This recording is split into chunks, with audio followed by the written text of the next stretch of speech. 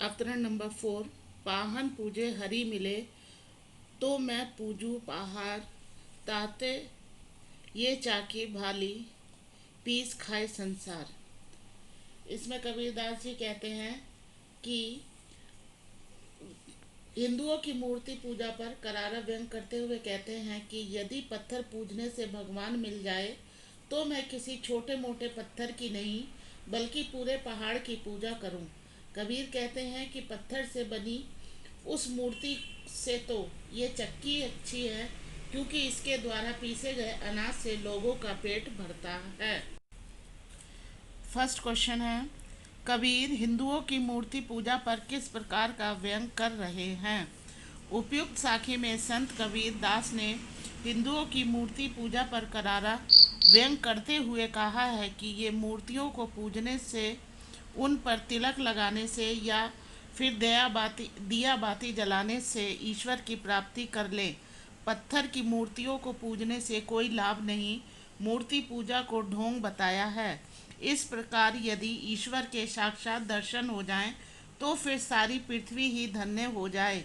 कबीर दास जी ऐसी मूर्ति पूजा में कोई विश्वास नहीं रखते। उनके अनुसार ईश्वर निराकार है, वह सब घर घर में समाया हुआ है।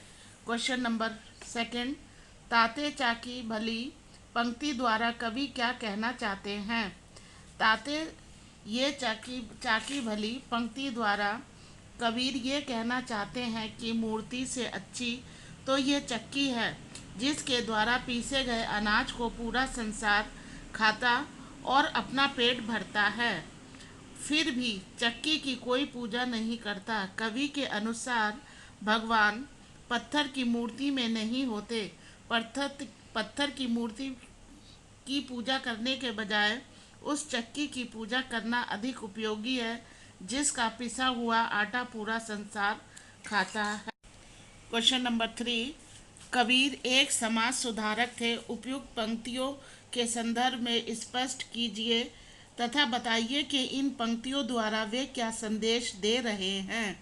आंसर, कबीर पढ़े लिखे नहीं थे, परंतु उनका व्यक्तित्व बहुत प्रभावशाली था।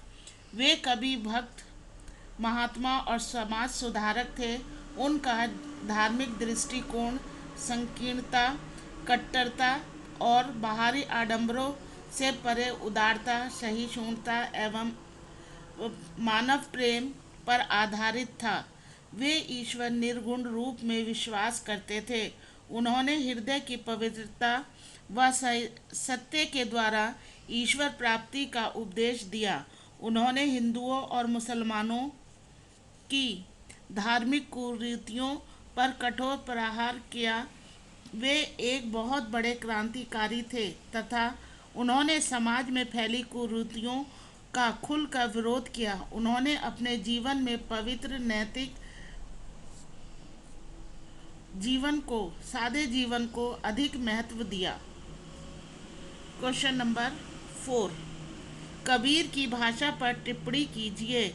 कबीर की भाषा में अनेक भाषाओं के शब्दों का मेल है। कबीर की भाषा सूक्ष्म से सूक्ष्म भावों की व्यंजना करने में समर्थ है। इन्होंने घुमक्कड़ स्वभाव के कारण इनकी भाषा में ब्रज, अवधी, भोजपुरी, राजस्थानी तथा पंजाबी के शब्द घुल मिल गए हैं। इस कारण इनकी भाषा को सुदक्कड़ी और पंचमेल खिचड़ी भी कहा जाता है।